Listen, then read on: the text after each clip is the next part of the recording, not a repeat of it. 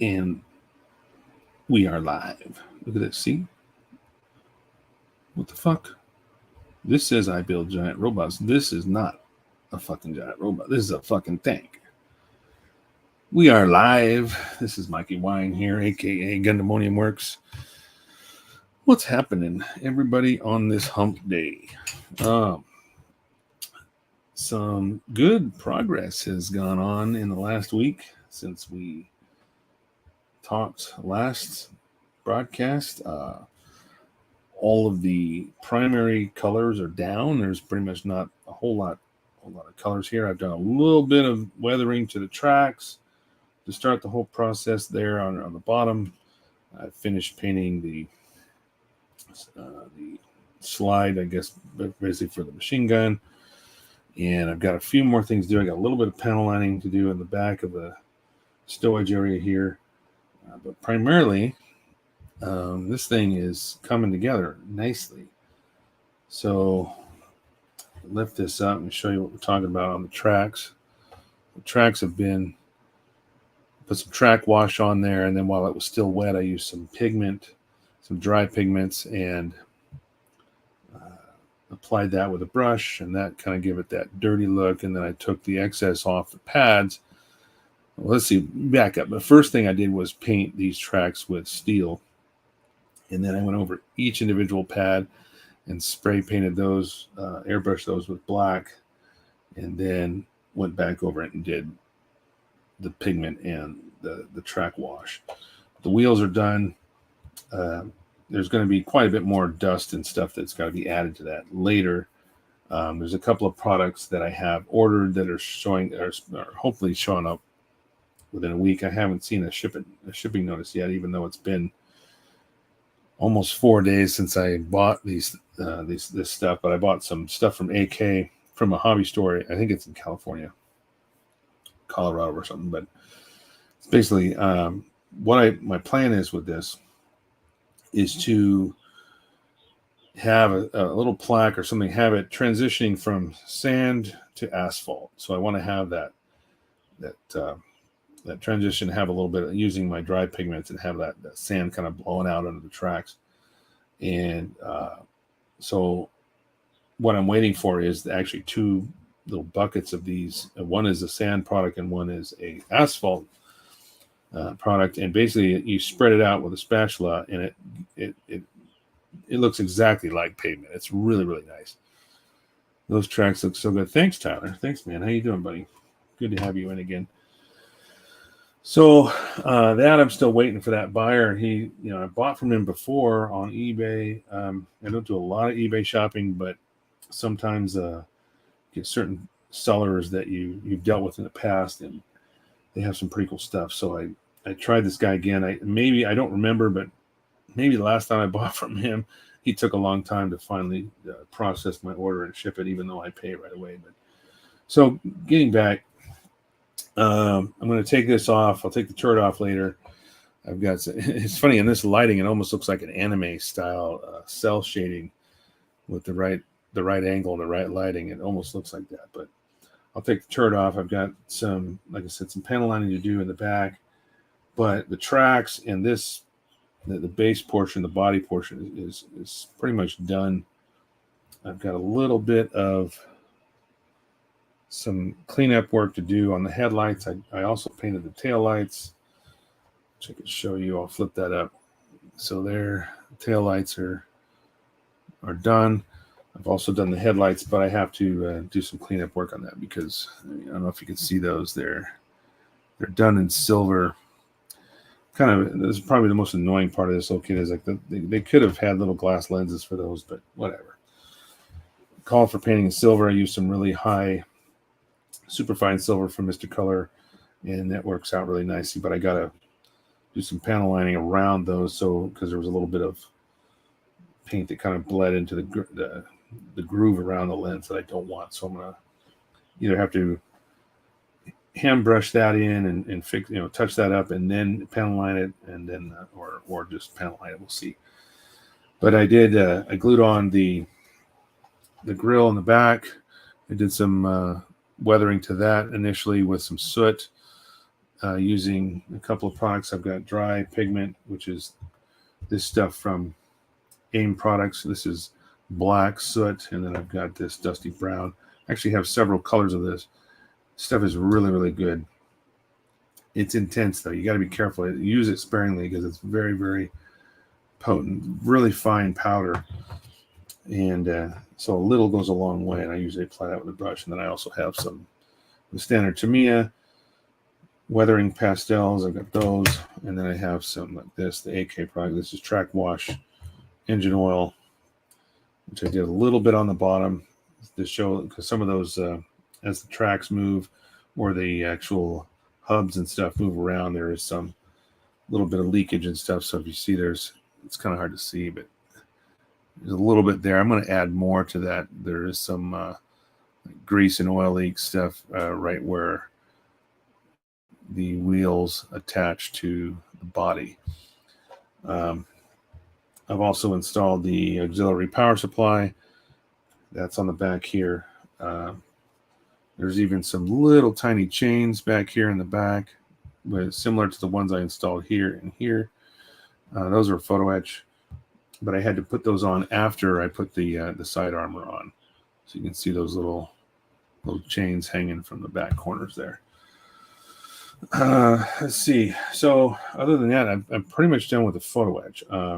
There's some hand painting I'm going to have to do with a machine gun that I have to hand paint. I've airbrushed the carriers for those, but I have to install them later, and I still have the figures and stuff that I've got to build and paint.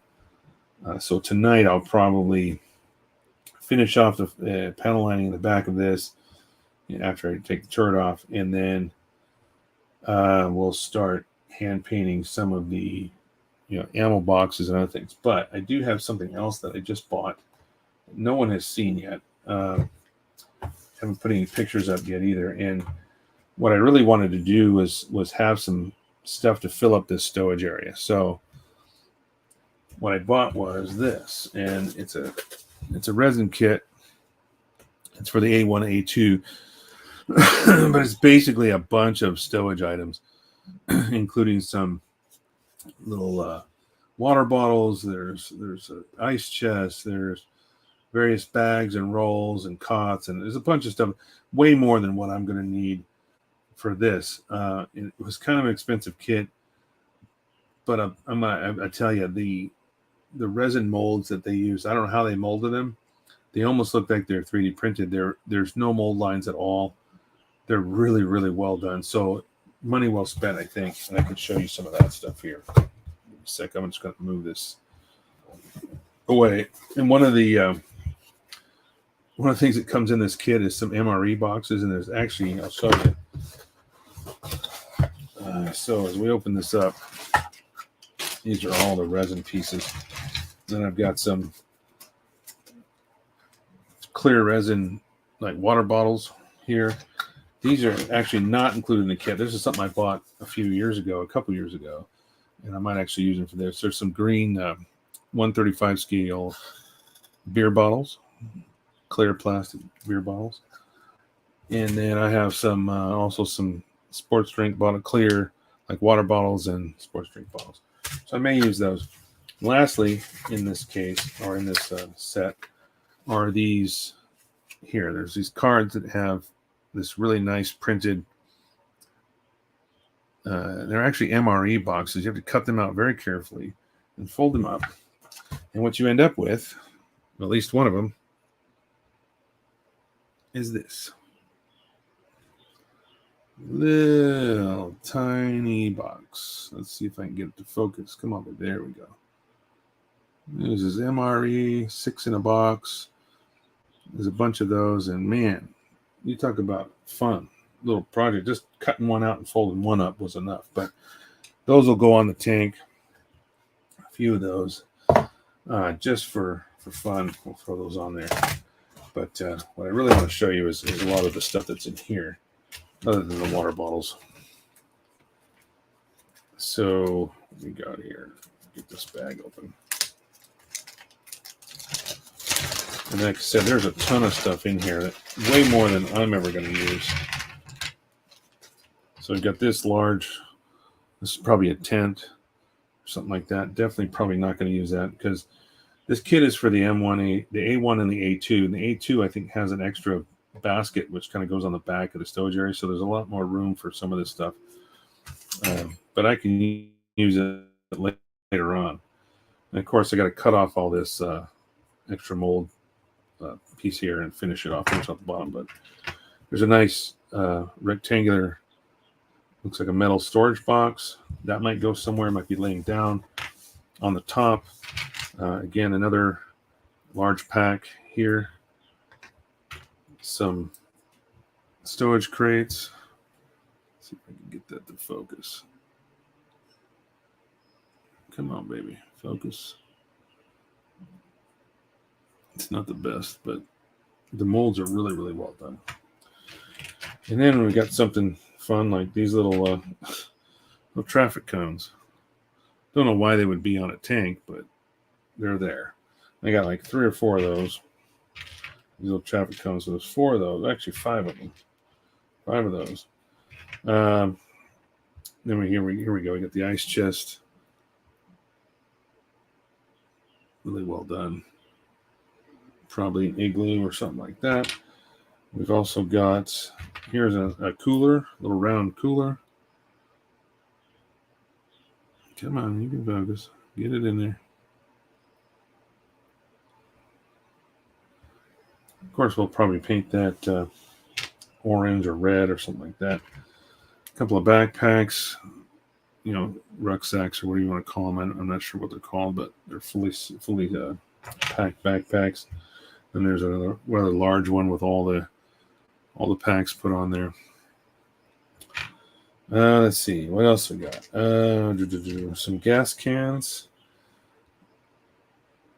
Some gas cans. Pretty cool looking. The fun one here, another one is these. There's actually 2 little helmets. I'm not sure where I'd put these, but little resin helmets. Really nice casting.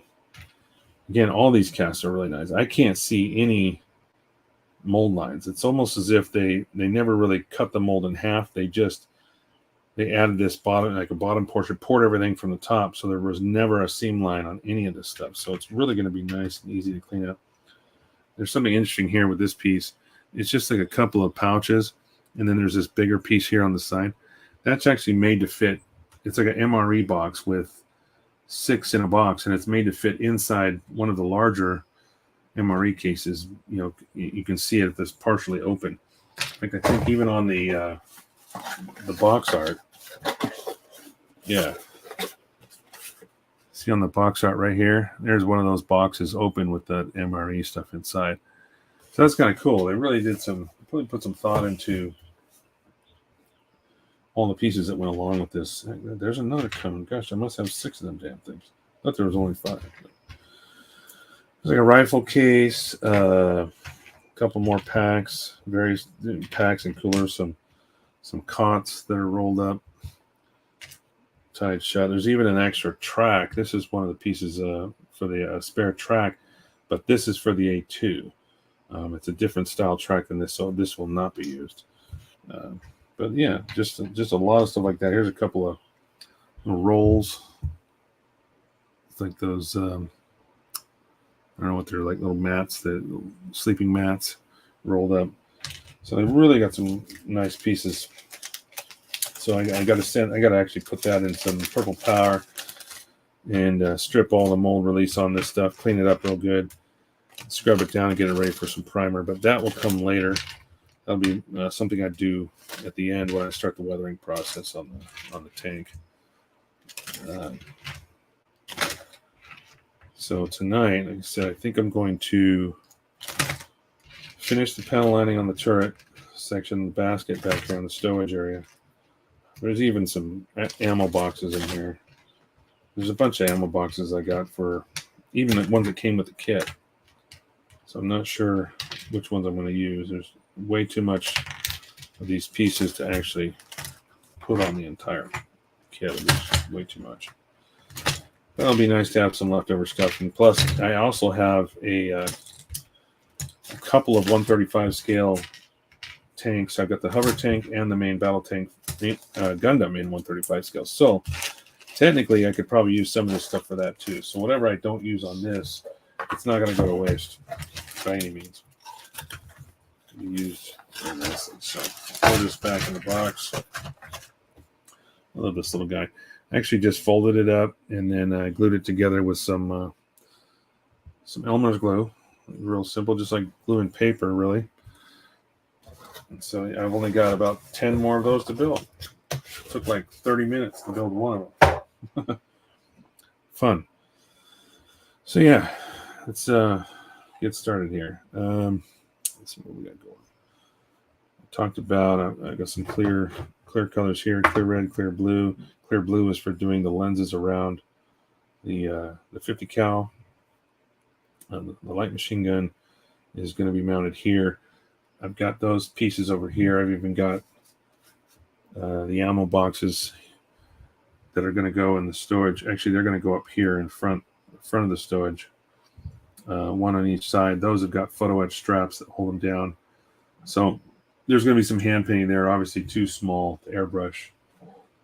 I've got that. I've got the machine gun, this light machine gun ammo box that I have to attach to the side of that. I also have some small little rounds in photo etch rounds that are going to go like a belt clip, like a couple small pieces of that are going to go on. And then here's the larger 50 cal ammo box that goes on the side of that. I airbrush the holder that's in the same color as the tank, but I'll be hand painting the green ammo box that's in that.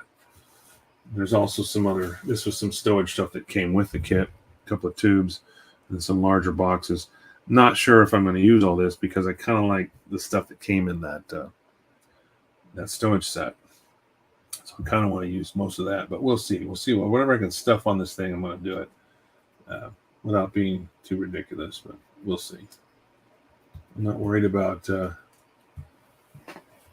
some of the, I'm not worried about putting it on the table for a contest or someone having somebody pick it apart because this is not going to be an accurate build by any means. So anywho, let's start. Let me take this off and I can kind of give you a closer look with the turret off. So I painted the inside of the hatches, panel lined those as well. There's still some masking tape over the glass here because once I could take this off. It's not going to matter because I'm going to flat coat everything. And any lens that I have left over that's been flat coated, I will go over it with some. I've got a bottle of GX Super Clear that I can hand brush on there. It's thinned out enough. I can hand brush it just to give it a shine. I'll probably have to do that with the tail lights and the headlights anyway. But yeah. So whatever lenses are here are going to get painted over. But I've got some tape over that. I glued on the spare wheel. I've got the rest of the photo etch. I've got the thermal plates on the side. Each side has those. The antennas are going to go here and here, but that'll be the last thing that I attach. I haven't made those yet. Boxes, everything looks nice with the paint on now. I think last time, I don't know if we had any. I did start paneling last week, but it's really starting to look nice as it gets done here. I still have to hand paint the tow cables. What else? There's a few things. The tow cables I got to do in steel and make sure that the ends look right. The actual eyelets look correct. But once we do that, we'll be good to go. But as far as the tracks and the base, this is done. I've got. Let's see if I can get it to focus. Right on here where the pilot or the driver sits, there are some tiny little wiper blades on that front piece of glass. I'm not sure if that's going to focus in enough or not, but what's up, Angel? So we got the tracks. The tracks are dirtied up. I will add more dust and dirt to the wheels as the weathering process goes on. There's a lot of rusting, streaks and stuff that are going to go on with the side armor here. I'm going to do some chipping where those chains have probably been swinging back and forth. So there's going to be some chipping done on all those areas. But again, that's going to be a lot of little hand painting processes that goes on there. But I think the back looks really nice with that that grill on there. I think it looks real good. And it's funny, the bottom has these holes in it. I think this kit was designed to have a motor or something installed. I bet you can buy a Tamiya kit that has you can install a actual gearbox in this thing and drive it, but that's why these holes are in the bottom. But it's going to be on a base, you're not going to be able to see it anyway, so not worried about that. The front fenders, these are meant to be rubber, so I've wetted those a little bit with some pastel, a little bit of white to make it look like the rubber has been scuffed, because they're black. They're supposed to be black rubber, so there's going to be some scuffing on that, some scratching that kind of appears like a grayish blemish on those fenders. So I kind of did that. I don't know if you can see a little bit of that there. But the tracks, yeah, I think the tracks came out good. I'm going to dust it up. There'll be a lot more weathering and stuff going on as time goes on. So I'm going to move this out of the way. We'll get started on the finish up the panel lining here on the back of this turret section. Initially, I'd hand painted these. I hand painted this and also, but I wasn't happy with the way this second hatch, that they were just typically I do hand paint with Mr. Color, and a lot of people say a lacquer is not very good paint to hand paint with because it dries so quickly, and that's very true. But I have been fairly lucky with it. If you thin it properly, you can do it if you're good at it and fast. And I'm not saying that to be, I'm just saying I've had success with it. So, but I wasn't happy with it, so I did end up masking this off and airbrushing that. But I did hand paint the ring, that metal ring. I did that with some. It's a super iron. Number 203, it's one of their metallic lines from Mr. Color, and they produce really well. They're already pretty thin, pretty much when you get them in the bottle, but I'll thin them a little bit more, and they work really well through the airbrush, but also they work well through hand painting. And besides, that whole ring is designed to slide that machine gun around back and forth, so there's going to be some blemishes and scuff marks and stuff like that. So I wasn't too worried about being a polished finish. So it'll look nice when everything's done. All right, now what I've been using for panel lining is Tamiya, of course. I've been using the accent color brown. I've got several different browns, but this one has the right tone. It looks good against, I think black would have been too stark on everything. I only used black in a few areas, like the inside of this hatch, because I wanted those to stand out. They stand out better than the brown. So I did a little bit of that black there. Of course, the smoke launchers, I've got black in there. I'll put some in the end of the barrel as well. I'll paint that black eventually. But yeah, so most of it's been done in the brown. And then once I clear coat everything, I'm going to clear gloss everything, put all my decals on. And once I flat coat everything, then I can start really getting heavy into the weathering of it all. And that's where you got to try to find a balance, because it's easy to go overboard. I'm going to try not to do that, but we'll see. I always go back and talk about one of the first Gundam models that I did chipping on, and it was all done by hand. I had the whole thing kind of broken apart in sections, had the legs and the arms and the torso and everything. So I did all this chipping. It was like everything looked great, as in separate pieces. And then when I actually went back and assembled the whole model, in fact, I'll quote one of my friends who said, "Yeah, it looks good if the guy was doing jumping jacks in an asteroid field." Because I just had so much chipping on there. It was ridiculous how much it was on there. And I guess, that's where you learn. It's my first attempt at it, and I failed pretty bad. But like I said, live and learn. That's what this hobby is about. You practice your techniques, and you learn from your mistakes. Sometimes you can fix them. Sometimes there's no going back. But yeah, that was one of those that I was not going to be able to fix. It was just too far gone. Oh yeah, and I got the little spool here mounted on the side. So whether that too, I don't know if I'll be able to put any kind of a hose around it or something like that, as far as like, it's a hose reel, so maybe there'll be something, maybe I can find something that'll look like a nice reel. I'm going to have to go back and do more panel lining and steps here. This is just basically the brown. Once I get those tow cables painted, I'll have to go back and re-panel line everything in black, on at least the tow cables, to highlight the textures on those as well, because it's just basically copper wire that I twisted up and created those cables with. Oh hey, it's the fake Arnold guy. Oh, are we going to do an Arnold segment tonight? Should we make that a thing? Like every week I do the Arnold minute and do like a Arnold segment for 1 minute, and everything that I'm doing, I'll do it in Arnold. Does that work for you guys? Tell me, Ryan. Are you still in Japan, Ryan? I thought you were coming to Colorado or something. Are you still over there? And if so, you don't have to say it, but if you are, I know you're moving, but when is that going to happen? How much time we got left to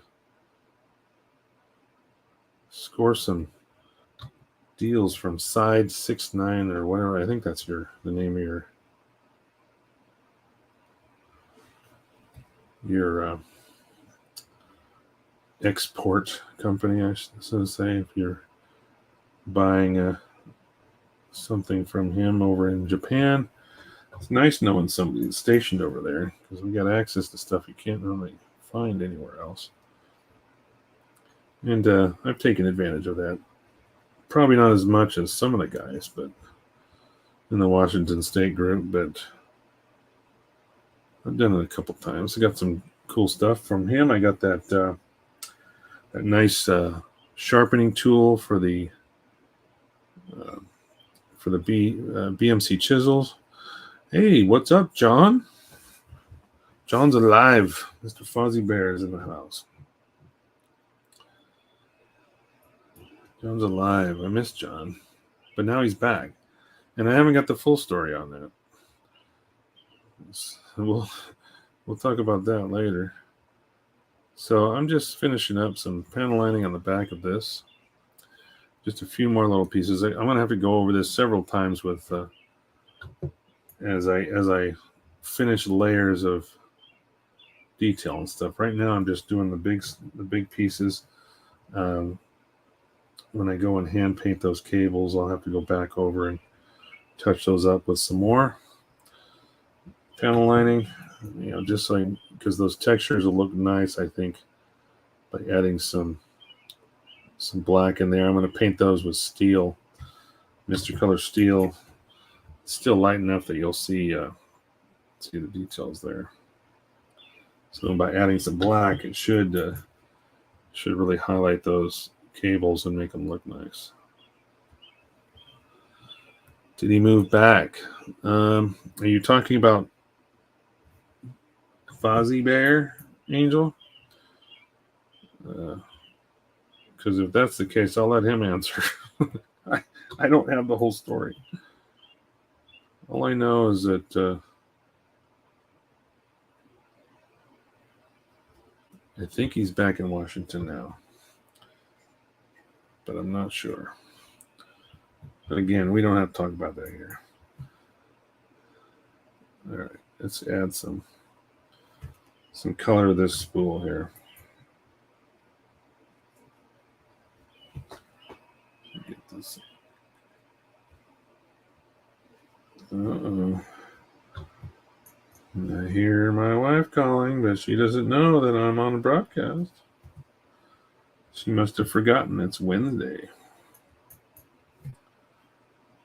I may have to pause for a second if she comes up to to talk to me. She's probably up. There we go. I just heard my phone go off. Oh, okay. Yep, she's telling me dinner's ready. She doesn't remember when to broadcast. Oh, give me a second here.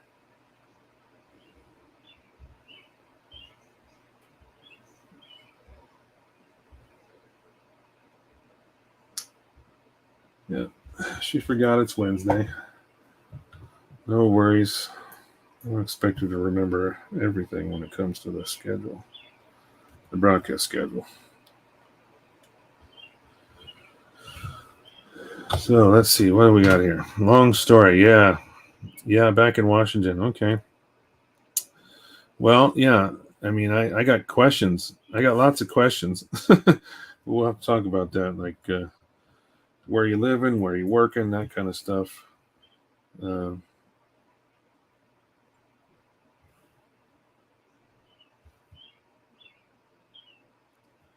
because I know it's a wild ride right now.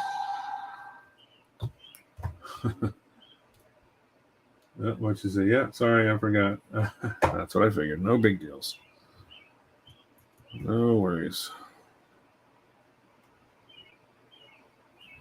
So we're just adding color, getting the last back section of this panel lined.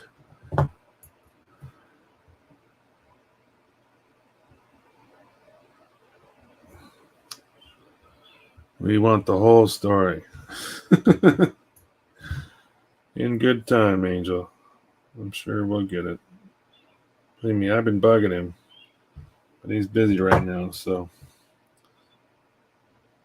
we'll figure it out. Can't say I'm not disappointed to have you back, though. Definitely not.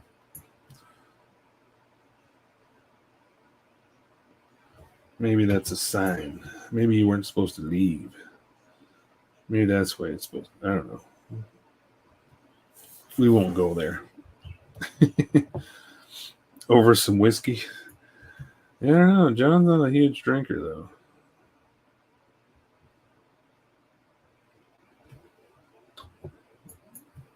Maybe if you had like a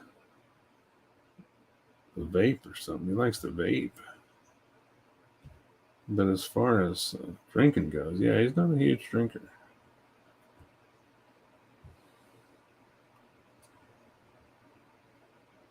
Man, there's a lot to do on this little basket back here because you got all these little crossbars and everything's got to have a little bit of color added to it. So it's going to take a while to get this. Build gathering?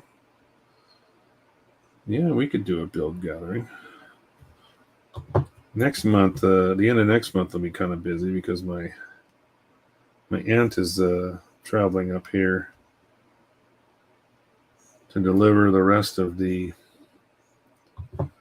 items in from Arizona that I couldn't bring back with me. So she's coming up for a week. So I may not be doing a broadcast then. We'll have to see. That'll be, I don't know what date that's going to be that week, but it's pretty much the last week of July. Still got time. That's a ways off, but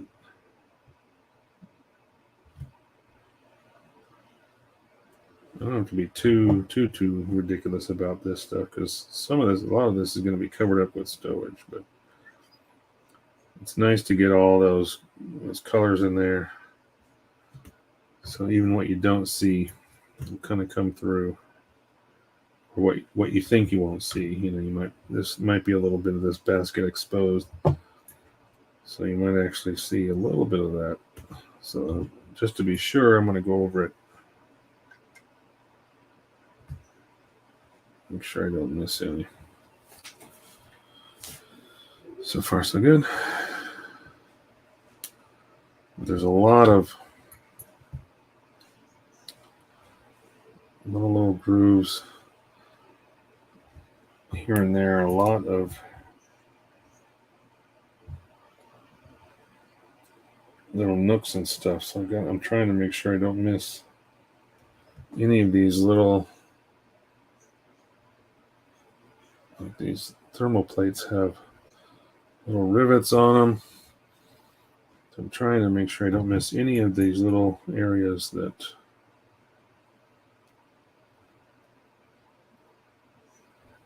I'll highlight. Yeah, I used to host, I hosted build gatherings at my house a couple times. Some of the Washington State guys.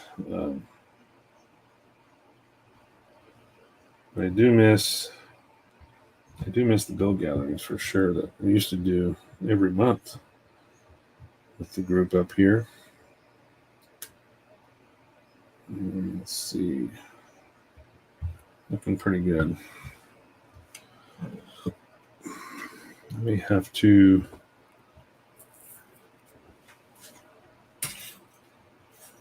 switch that over some water. It's kind of funny in this light. I don't know if you're seeing what I'm seeing, but for some reason in this light, it almost looks like it's got an anime cell shaded type of paint job. Just the way the reflections are hitting with my lighting, it's kind of trippy.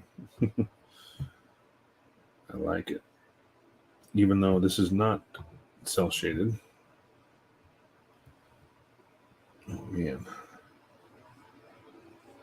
I think I'm definitely going to need the pointed tips for the the Q-tips as I clean these up, because there's so many little areas that I'm not going to be able to reach with a standard Q-tip. I'm going to definitely need the sharp pointed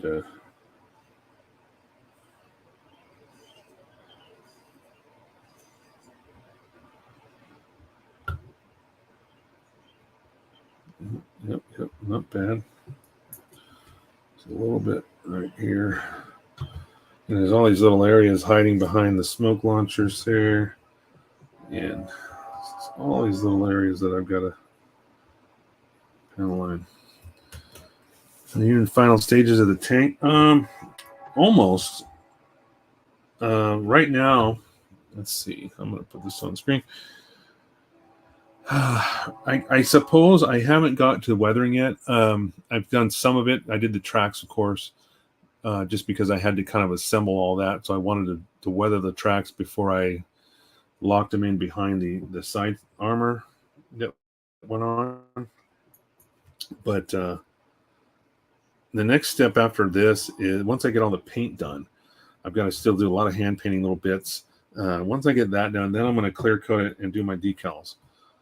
What few decals there are. There's not a ton for this thing. There's actually quite a bit, but in the big scheme of things, it's definitely not a Gundam or Valkyrie, Macross kit with 5,000 decals.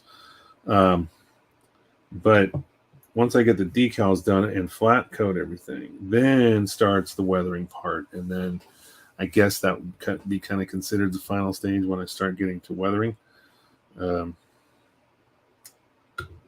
Other than that, I'm just slowly working away here. A lot of this, once I threw the main colors down, and then it just started to fine tune all the small colors. I mean, the tank was pretty much one color. I had the choice to do the NATO camouflage scheme, but I chose not to. I don't know, just because I think I like the US version, but also it kind of simplifies things a little bit as far as the color scheme and the painting process. And I didn't want to spend 2 months just trying to figure out how to, paint a NATO. It wouldn't be hard to figure out. I just maybe I'm being lazy. I don't know. I just decided to do this because it was, the US version versus the European version. I think that's the bottom line. The NATO scheme. So, all right, I've pretty much got all of the brown down that is going to go on there. So we'll hide that. And now I'm going to break out my Again, what I use for any of these, the Tamiya panel lining is enamel based. So I use AK odorless enamel thinner. So I use to clean it up. What I've done, I actually made a mess here. There's a few spots on my. So I do this. This stuff works really well, and it's odorless. I mean, not that it really mattered, but I haven't had any regular enamel thinner that was really smelled anyway. But it is nice to use this stuff. It can be a little bit hard to find at times, maybe a little pricey even, but I've got a few bottles of it. And if anybody knows me, I tend to buy a lot. If I see something, that I need, I buy more than just one. So I've probably got 10 bottles of the leveling thinner 400 from Mr. Color, because I'll never run out. I buy it when I see it. Sometimes it's like, if it's a good price, I'll snatch it up. I may not need it, but there has been times in the past where zoom in on what? There has been times in the past where friends, there was a shortage, especially during COVID. There was a shortage of availability of a lot of this stuff, and they were like, "Hey, man, you want to sell me a couple?" And I had it, so you know what? I put it in a box and sent it off. So it was nice to have that stuff. Had I not stocked up on it before, I wouldn't have had that stuff available when my friends needed it. So, what do you want me to zoom in on, Angel? Be more specific, and I will do it for you. I'm starting the cleanup process here. Just using, this is one of the Q-tips I had already started using. So the tip's a little bit softer, a little bit easier to get into some of these groovy areas that are hard to reach with this stowage basket.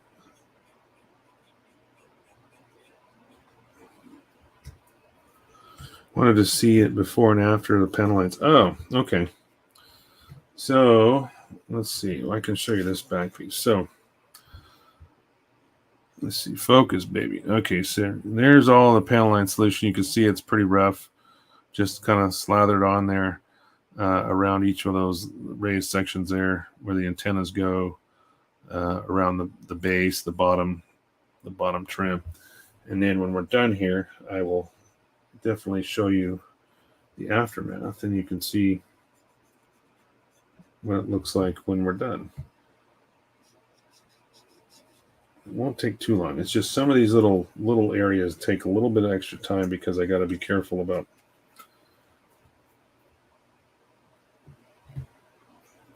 some of it. There's photo etch nearby, and if I snag it, I can easily pull a piece off. So if I get around that, I'm going to take my time and just dab and make sure I don't damage the kit. And I say that now it's going to happen, right?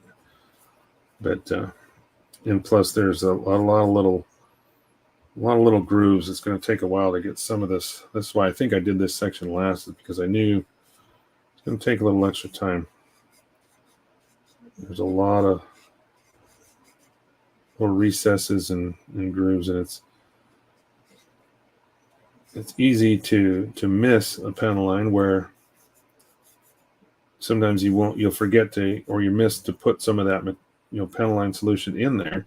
And then there's other times where you'll put some panel line solution in there and then you miss cleaning it up. All those things can detract from the kit. When you see, you go, oh shit, there's a big blob of panel line solution there that wasn't cleaned up properly. So that's why I'm really spending a lot of time looking this over carefully and making sure I don't miss any little groove. But also, this is going to be a desert scheme. It's going to be dirty, so I'm not too concerned about getting all of it cleaned up perfectly, because a lot of it is going to look like grime and dust and that kind of thing. So I want to leave some of that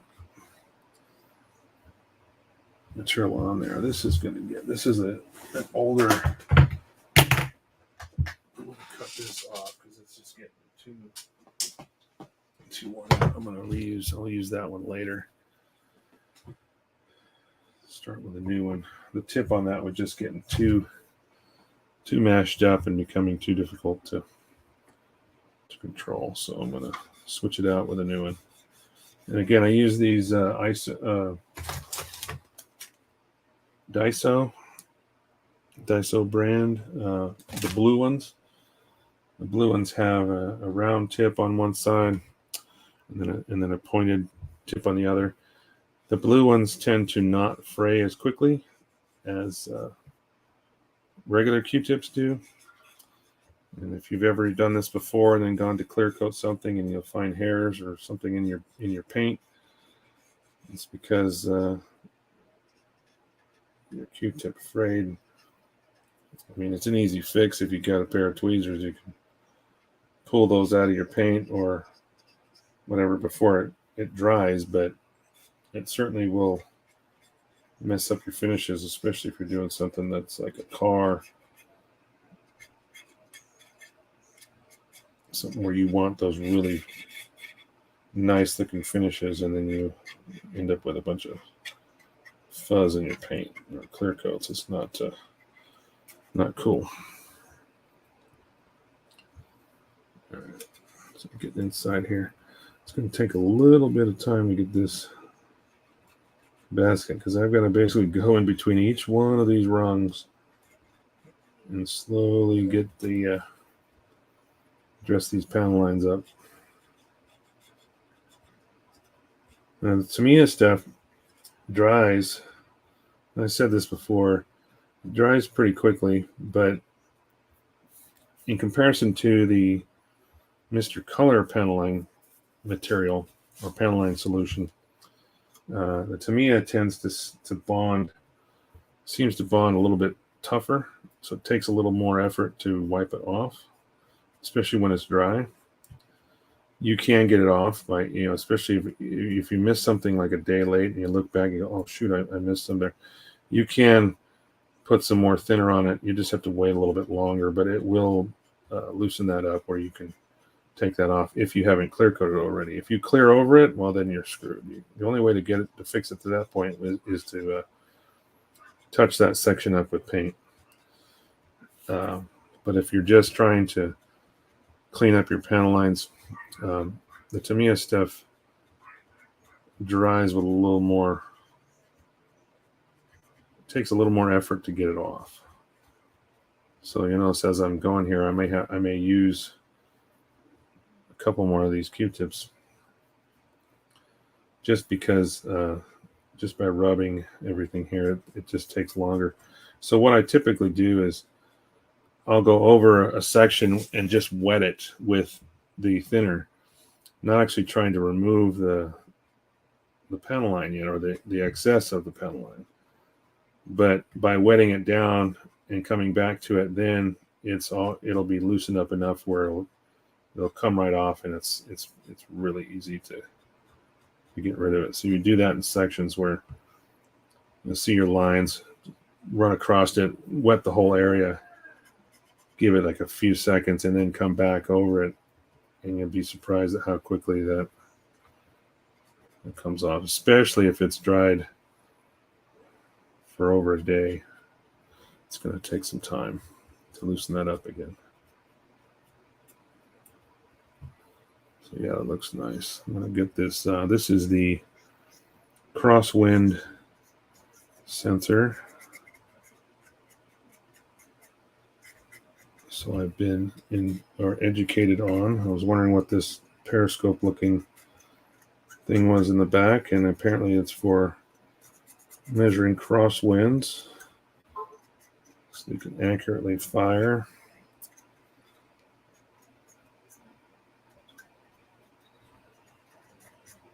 So as long as this is exposed, even with all the stowage, if this is sticking up above it, you're good to go.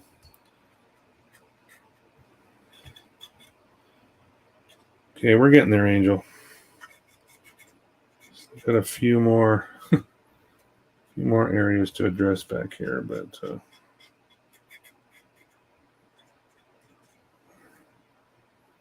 show you the after here in a second.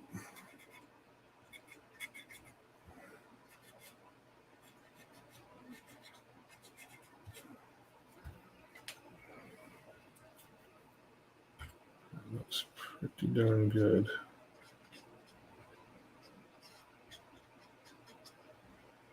Oh, still on the bottom.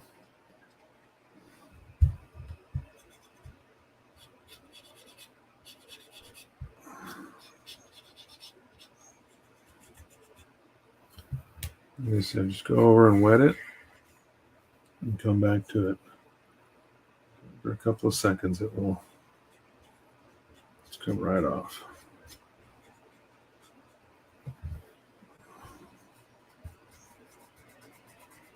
Just go over these little welds. There's little panels that are welded. Molded plastic shows the beads, the weld beads there. So the panel lining will kind of highlight that a little bit. Most of that's not going to be too visible. The back of the tank. Okay, almost done, and then we'll give you the after here. Make sure I got the front. Oh, I just bent the shit out of that handle. Let me fix that. One of my photo inch handles, I just kind of, there we go. I just had to straighten it out. Kind of creased it a little bit when I was getting a little too aggressive when I was moving my hand around. So now I'm just double checking all my lines and make sure I didn't miss anything. Make sure there's not too much in one area or another.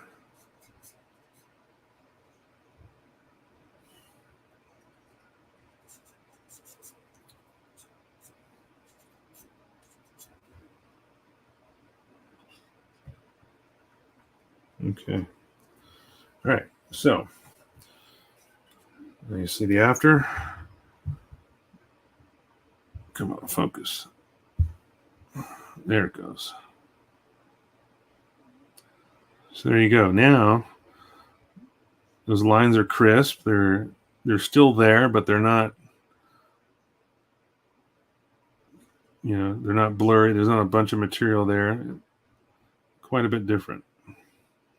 That's what you're going for. Just so it highlights those areas without, if I used black, it would just be too stark a contrast. So I think this was a good choice with using the brown. And I had several different browns to choose from. One of them was a little too red, I think, with the paint. So by using the straight brown, I think that was the best choice. And I see a spot that I missed here now that I'm looking at it, right on top. Not a bunch, but just a little extra on the top here. So that's how that works, everybody. Now that we're done with that, I think what I'm going to do next is start hand painting I'm just going to set this on the tank. And I've got some guns to paint and some ammo boxes. So I think I'm going to do the ammo boxes first. And I'm using Mr. Color 56, which is LN Gray Green Nakajima IGN Aircraft World War II, even though obviously this isn't World War II aircraft, but I'm not worried about it. I'm just in for the color.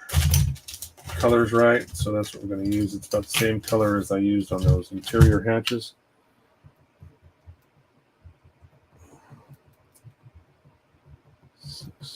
Six. I'm just going to stir this up. I bought some of these little wooden stir sticks, and they're actually quite nice. These are Mr. Hobby. Got a little ball in the end. But they work really well, and you can clean them up real well when you're done.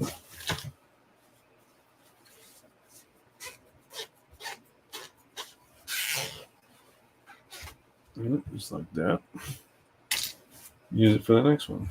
So, all right, let's see which brush. A couple here. Choose from. These are all pretty small brushes. This is a number 0.255. This is a round series number 5, and then I've got this Oxford Factor, which I don't know, a cheap piece of crap. We'll start with the light machine gun or the smaller machine gun. I think we'll go with this guy.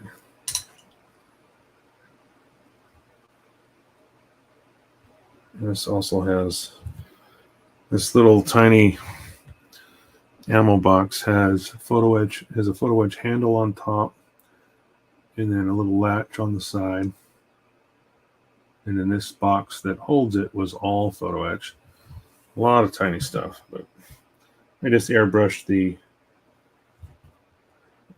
brown on there to make it simple, and now I'm just gonna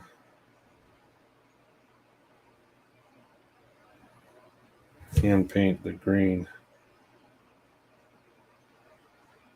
And I can touch any of these colors up easily enough if I make a mistake. The one that came with the kit, the plastic one, I mean, this is a noticeable improvement, because actually this is the same ammo box that came with the kit, but I had to shave off the plastic portion and replace it with the photo etch. Plastic was obviously too thick and bulky looking. The photo etch is a nice touch because it looks a lot more realistic.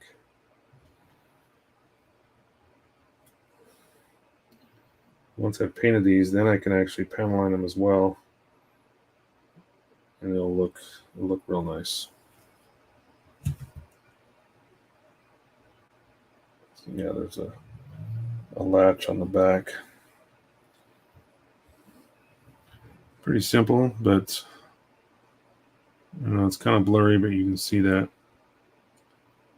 And then I'll photo etch that one. That'll dry here shortly. I can I can panel line that easily enough. Then we're going to move on to the bigger one. This is the larger of the two ammo boxes. Could take that clip off and bent my photo etch. Yeah, fix that. That's easy fix. Okay. I got a little bit to do. There's a corner section of this ammo box exposed through the bottom of the holder here, so I've got to paint that, and then I can put it back in my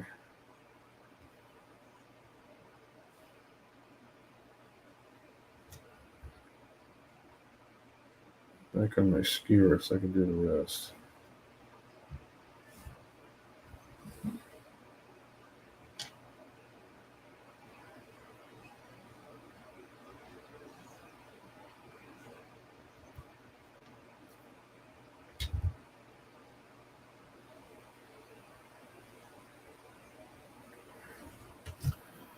There we go.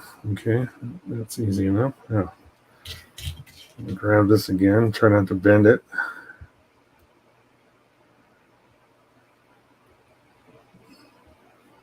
All right. Now I get to do the rest. I know a few people who never hand paint anything. I mean, they just won't do it. They'll mask everything off, and hey, kudos, man. If you want to do that, I'm all for it. Some of this stuff is so small. It just, to me, it just like, gosh, it would just seem like ridiculously difficult to mask, especially photo etch, because it's hard enough to get paint to stick to photo etch, and then if you put some tape on it, you end up peeling your paint off 90% of the time.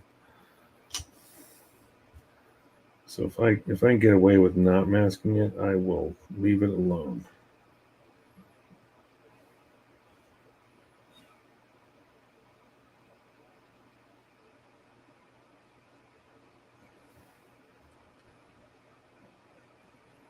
So I'm working fairly quickly here, and that's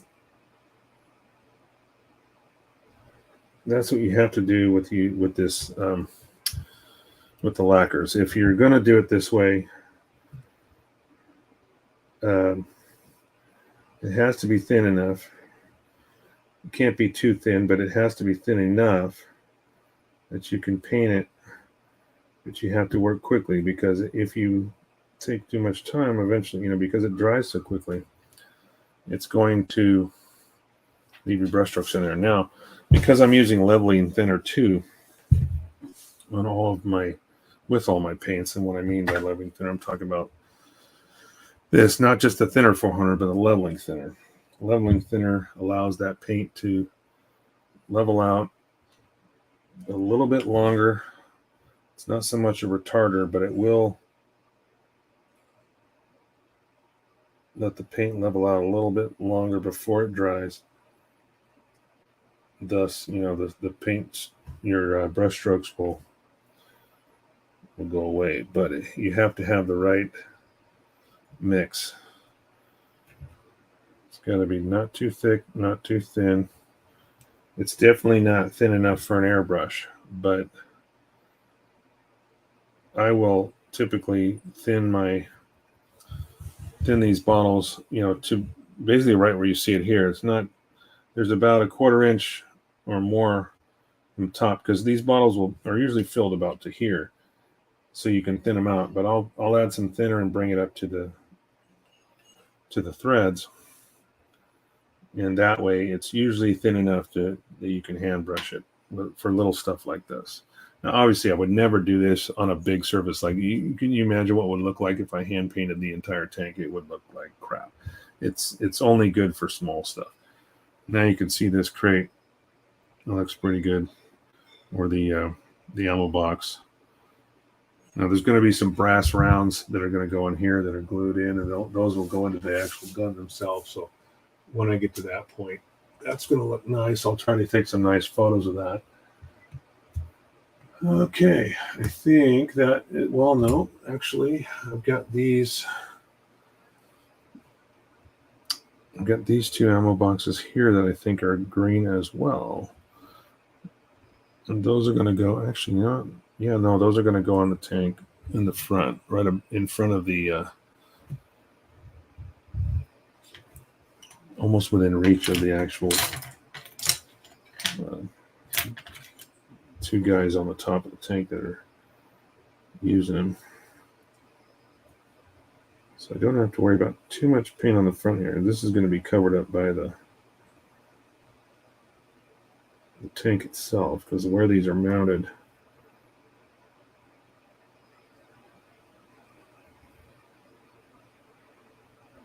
only the back 3 sides are pretty much exposed. The rest is going to be behind the box. So I've also got a strap that I have to paint on here too, and some buckles. There's going to be some cool little details if I can pull it off.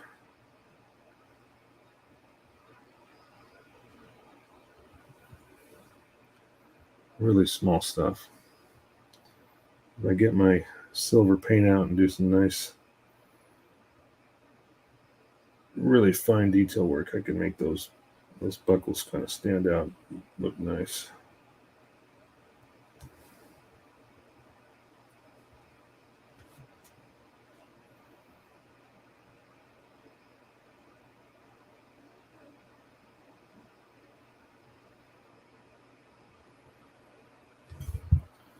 Again, kind of working quickly, just to, not rushing, but making sure that I don't spend too much time in one area.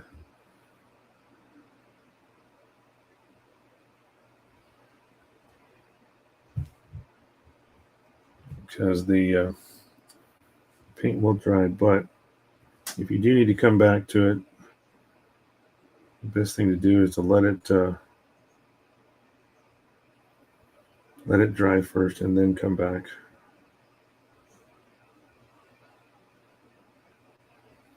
If you try correcting it right away, you end up globbing it up because you just got Too much paint and it started to dry on you.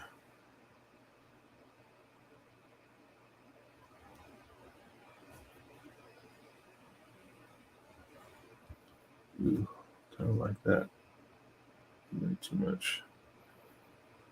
And what's nice about the leveling thinner too is it will, because it allows your paint to settle down. Sometimes when you think you might have gone a little too heavy, once everything starts to settle down, you'll see those details come back. So if I had a choice, I would get nothing but leveling thinner anytime I'm mixing or thinning Mr. Color paints. Even though the regular 400 probably works pretty good, but it's not a leveling thinner. And it's not made to, at least the way I understand it, it's not made to thin your paint in such a way that, it allows those finishes to kind of relax before it dries. It's not a retarder to extend the drying time even further, but it will let those colors lay down and gives you a tiny bit of extra working time.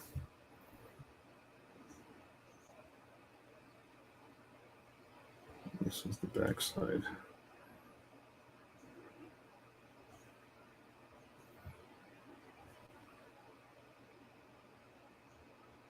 All right. So those two are done. You kind of see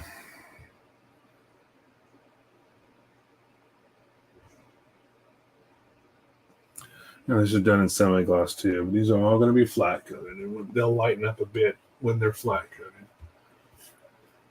Okay, let's see. After this, I think I'm done with the green. What we got left is steel, which I need to do for the actual machine guns.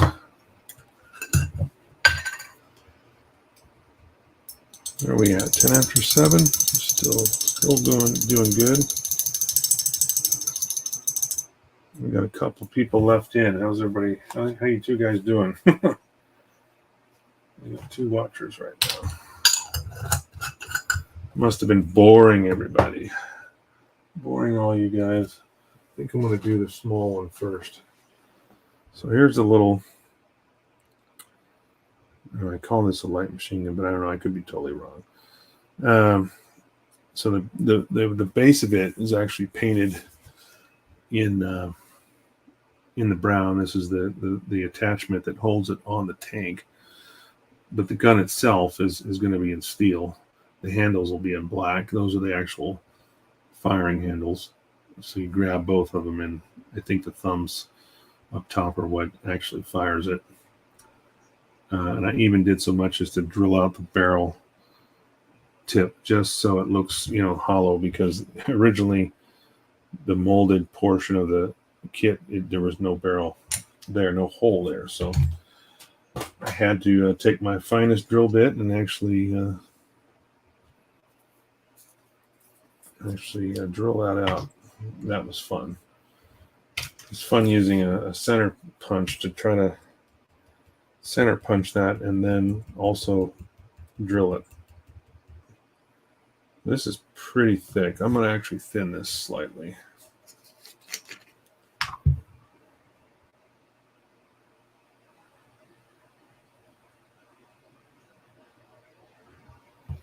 I have more bottles of this steel paint, so if I did end up going too thin, I could just open another one and add a little bit of fresh paint, because this bottle is about half empty here, or half full, whichever way you want to look at it, right? Still a bit thick. Just using the stick. The stick actually guides the thinner right down into the bottle where I want it. What are you laughing at? What did I say, Angel? What did I say? It was so funny. Drilling out the barrel? Yeah. It's just one of those little things, I don't know what's there. It's a little detail. And if some poor sap happens to get down close enough and look at it and see it, that's exactly why I do it. So there you go. For the fine little things. Okay. I think I'm going to stick with the same brush I had. Just because, I'm just going to zoom in a bit more with my glasses here. Just because, maybe not. I'm going to go with this one.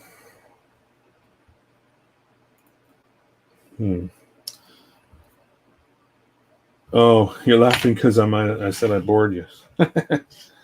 Well, I did have a bunch of people in, and then it dropped down to 2, but now we're back up to 4, so we're doing good. Must be doing something right.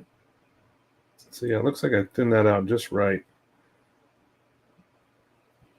I can always go back over and touch up the brown if I need to, but looks like I added just the right amount of thinner. I can get a nice finish on this, on the gun portion of it. I'm using the skewer to hold it, or because it's just such a small little gun, and the barrel was broken inside the box when I tried to cut it off the sprue. It left a portion of the barrel on the runner, so I had to try to glue this little tiny barrel back on. It was not easy at all.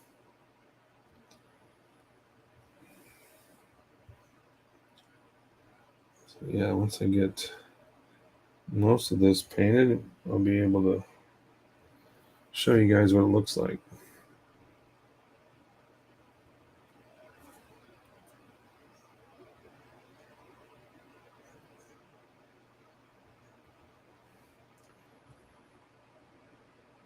I'm using number 28 steel. I actually, you know what? I forgot. I think I have a gun blue. Let me see if I can find it. Oh, try not to mess up the camera too much. Nope, that's a Gundam color. That's not it. Somewhere. Oh gosh, where is it? I forgot. I bought this color once, and it was. I thought maybe I bought it because I have these little gun kits, these little miniature guns. And I thought, oh, I'll get this bluing, and it simulates a bluing finish. I'm gonna have to look for it. I don't know where it's at now, but I think I'm good with steel. This is fine. It's a metallic enough color. It's also light enough. It's not too dark. It'll show up nicely.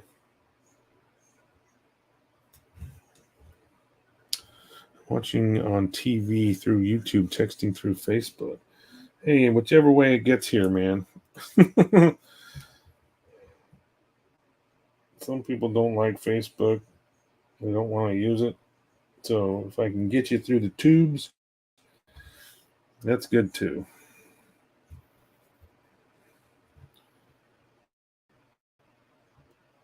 Either way, all the messages come through because I got all 3 services going at once. So I can tell where you're watching from when you send it, because it'll tell me whether you're on YouTube or Facebook or Twitch, depending on who's sending our message from wherever they're watching. And typically, I don't get a ton of Twitch watchers. It's just Twitch. I don't know. I don't promote it enough. I think there might be ways for me to promote the Twitch end of it, but we'll figure that out later. Twitch seems to be more for a lot of gamers, a lot of streaming games, and doing crazy ass stuff. I mean, there's a lot more artists getting on recently, but initially it was a lot of just the same thing, which was more just gamers. But I do have some friends who do nothing but Nothing but Twitch. Broadcasting on Twitch, and they're doing scale model building stuff too. So it's starting to gain popularity. All right, I'm going to have to touch up a little bit of that brown on the back there. I still have the black handles to paint.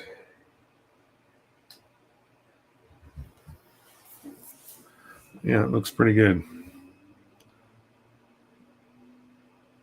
Considering, let's see if I can get that to focus. There we go. Not too bad. Got a little bit of brown to touch up in the front there. And then the handles to paint. But yeah, that's a pretty good first coat. I don't think I need much more. It's just the right thick consistency. I thinned it just enough. It's a little thinner than I think it needs to be, but it also makes it go on better. So it's easy for me to do what I'm doing right now. I'm just quickly going over it again with a slight, almost a dry brush.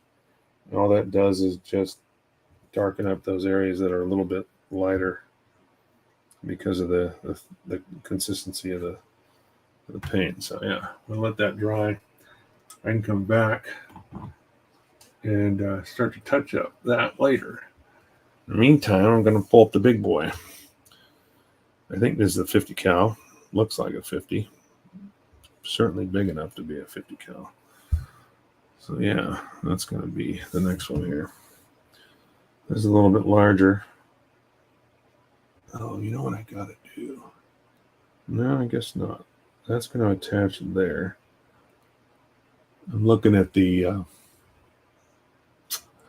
box art to make sure I'm only painting what is supposed to be steel on this. So I'm pretty sure that portion is not, but there's a little, some of the mold here, a little tab. I'm not sure if that's supposed to be steel or not.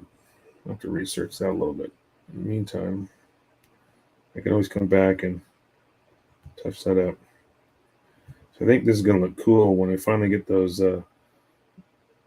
ammo crates, the ammo boxes mounted to the side of this, and then put those little photo etch rounds in there, little brass rounds. It's going to look cool.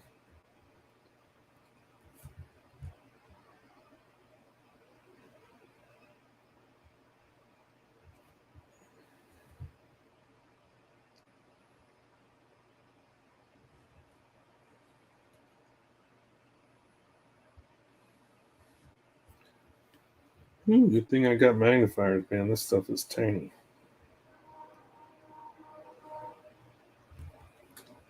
Sucks getting old.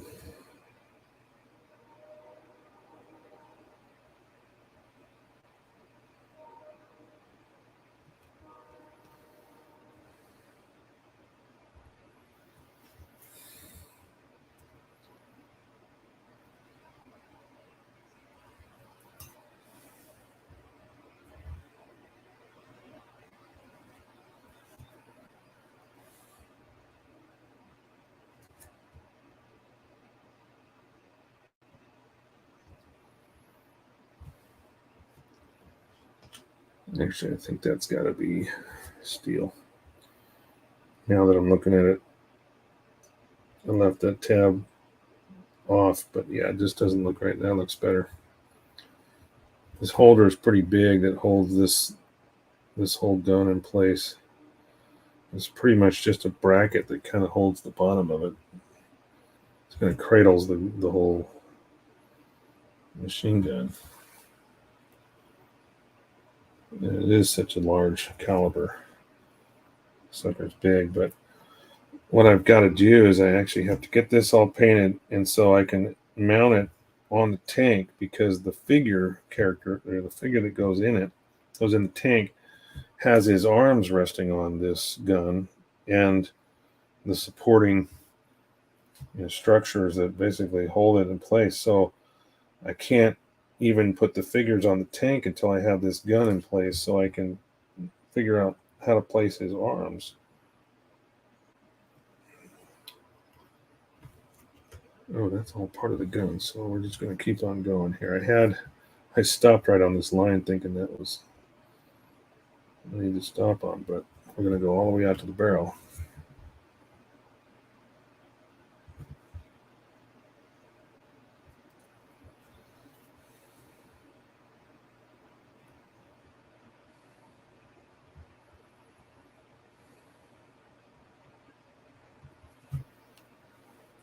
And of course, we'll panel line this stuff too. So all these little holes on the side of the barrel will be done in black, so those will light up nice and be able to see everything.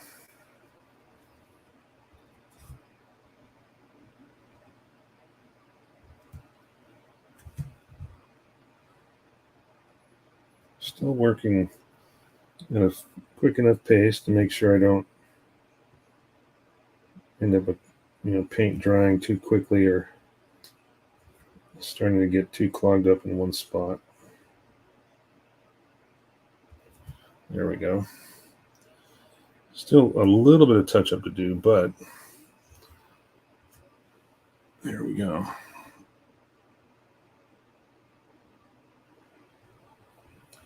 So it looks nice. And of course, there's going to be some dust and stuff that'll be added to this once I get to that stage, and then I'll be using a lot of these dry pigments. I've got more of this stuff too. Let me clean this brush and I can kind of talk about that a little bit before we sign off for the night. So I'm not even sure if that company is in business. I found some at one of the trade shows I went to, and I was really impressed by the quality of it, even though the packaging is kind of rudimentary. It's just basically these little plastic storage things, and they just taped it shut, stuck their own little label on.